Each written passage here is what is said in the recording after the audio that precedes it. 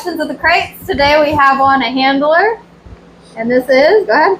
I'm Lynn Fitzgerald. All right, so tell me how you got into Mundio ring sport.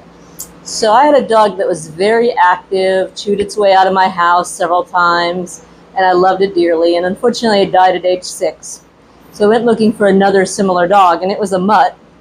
So I started looking for dogs with those characteristics, and I settled on Malinois. And welcome to the Mal world. So what went on with, what did you look for when you wanted to Mal?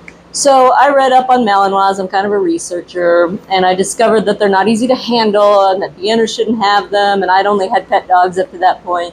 So I decided I was going to get a dog that already had some obedience training, and I didn't want to spend $1 million, so I ended up buying a dog that was imported from Europe and that had a little bit of off-leash obedience and had done some arm bites and so on, but mostly it was just being sold as a nice obedience dog.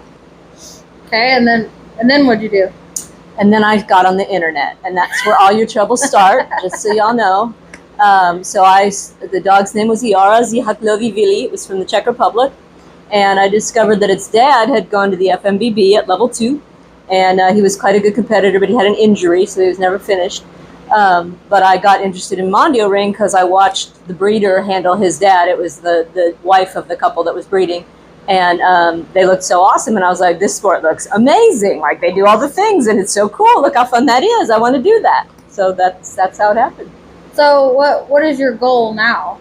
Because how long have you been in the sport now?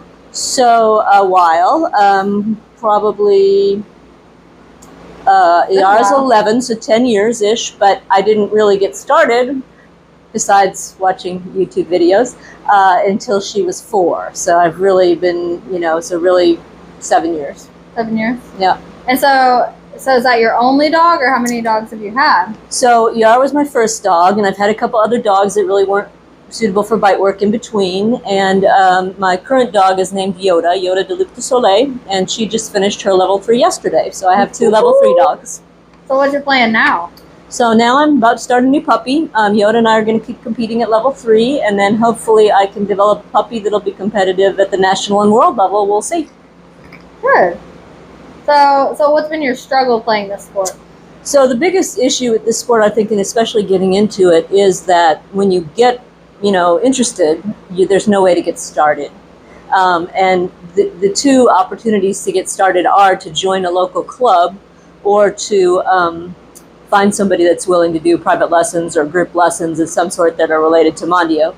And that's very difficult because it's very spread out geographically, and there's really no comprehensive list of where the clubs are or where the people are. And once you find them, they may or may not be willing to work with you and your dog. So I was lucky. I tried out a couple of people and clubs, and that clearly were not a match for me.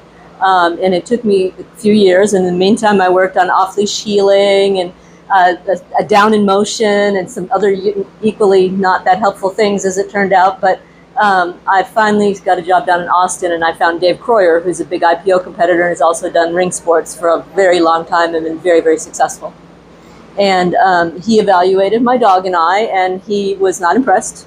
But he thought maybe my dog, this was Yara, could do a level 1 at a club level, and I could work with his assistant. So his assistant, Jake Bacon, and I started working, and she actually was able to progress pretty quickly. She learned to do leg bites, and I learned to teach, and that was really the important thing. It really is. The great thing about being in Dave's program is he is really interested in behavioral training and the psychology behind it. And so he really emphasizes, I was able to go to his seminars and so on, and he really emphasizes timing of the rewards and volume of the rewards, and that the handler needs to be more fun.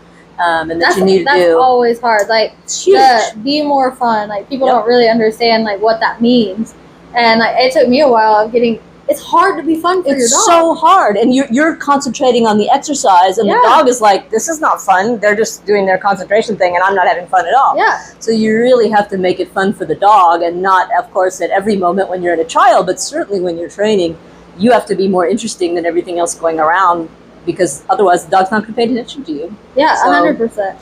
And that's where I think a lot of struggle and people being uncomfortable comes from, is because when new people come out, you're like, you got to be more fun, and then that leads into, I don't know what that means. I thought I was being fun. Right, and I think for me, I'm not a very extroverted person or very animated, so it was kind of hard for me to go, wow, great job, dog, you're doing great, oh, that's amazing. But now I do that all the time because the dog needs to hear that. That is, the dumber you feel, the better you're doing. Exactly. Yes. And if you're not feeling dumb practicing Mondio, you might not be doing it right. Exactly. And that's, I mean, even with pet dogs, like, you've got to be what that dog needs. Right. And you've got to be so consistent. Like, the timing of your awards is so important. And if you're just practicing exercises with your dog, you're probably not going to make much progress. You really have to work on you and your timing as well. And your body language and how it changes under pressure. And like, yes, absolutely. So now that you have your 2 level 3 dogs, are you planning on doing the judging program? That one. You know, I don't necessarily have time because I do have a full-time job and I'm working on an MBA, so I'm a little limited on my time right now, but I am going to start collecting some of the experience that I need in case I want to do it later. I think it would be good at, like, you have the experience, you understand how the exercises work. You also started with... I feel like I've joined a recruiting poster. I know, exactly, exactly. It's very much, we don't have enough to grow the sport and not enough people understand the sport. And that's a big reason for, like, questions at the crates is to grow people's knowledge and become more comfortable. But without people who do that, and, like, you're a welcoming person, you're not somebody who's like, don't talk to me. Most of the time. Most of the time, yeah. But I mean, aren't we all? Right. So, like, I think it'd be beneficial. We'll see. But in terms of newcomers to the sport, you know, it really is, if you get interested, it's really hard to break in, but you really need to find people that are doing it, either trainers that are doing it. And that, like, matches your personality. Like, if you're not a super hard trainer, you're not going to make it with super hard trainers. If you're a really soft trainer, you're not going to make it with super swooshy. And you have to realize that you're not going to walk in and be good at this instantly. It's really hard, and it takes time for you and your dog to develop. And not every dog can do it, but you really need to start with the dog that you have if you have a dog that's in any way suitable for sports, because you're going to need some experience to even know what dog you want. And that's why we do the obedience program. Right. The obedience program is just fantastic for that. And that didn't even exist when I started, but it would have been super for me and my first dog, because for me, the obedience was just mind-blowing. You know, I had no idea that the dog could actually do a focused heel. And now that's obvious to me, but it was not when I started. Yeah, we were looking at that today. Like, like doing level 3, there's so much to remember and all the aspects of it and trying to get all the pieces.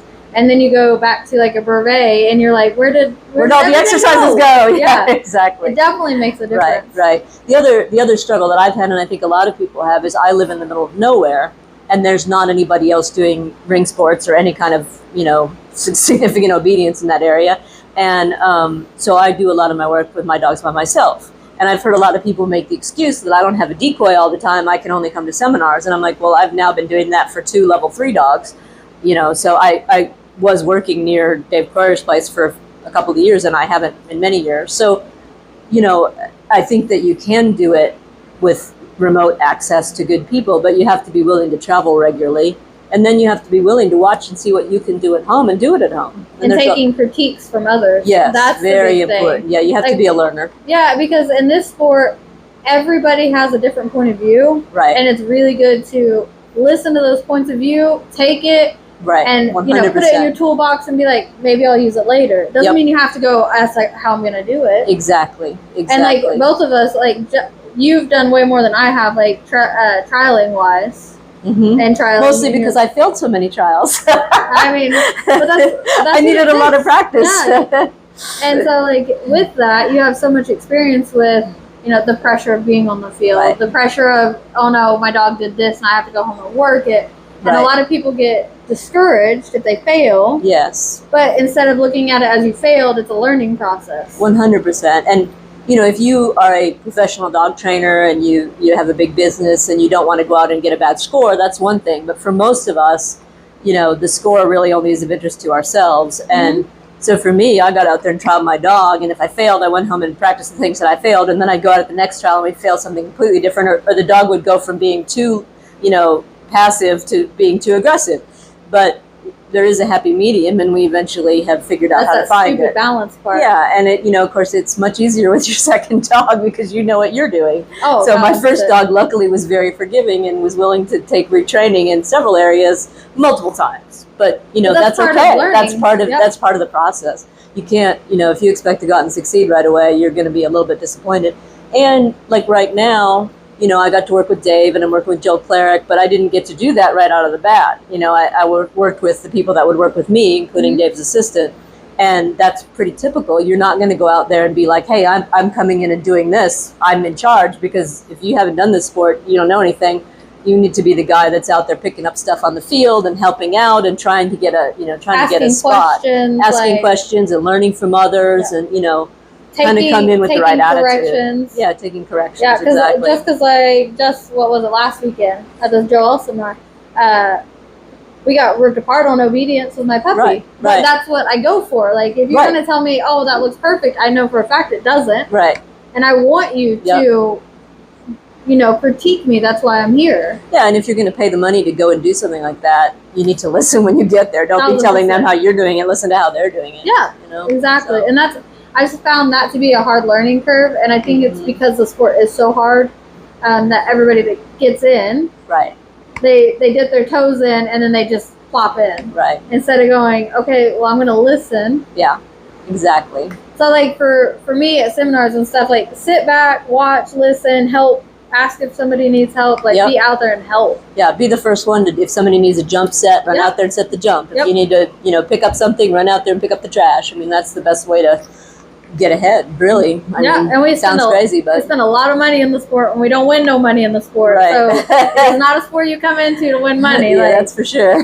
you come in because you have your passion for your dog, your training, and your experience. And because you want to do something hard. Because let's face it, it's super hard, and it's super cool if you can get out there for 45 minutes and control your dog off leash with no rewards and minimal commands. That's pretty cool. Yeah, it's fun to do. 1,000%. That's why we do it. So that's how we get hooked in, is we're like, oh, I can do that. Yeah. And you can. Yep. You just have to put the time and, effort in. So any other words of wisdom?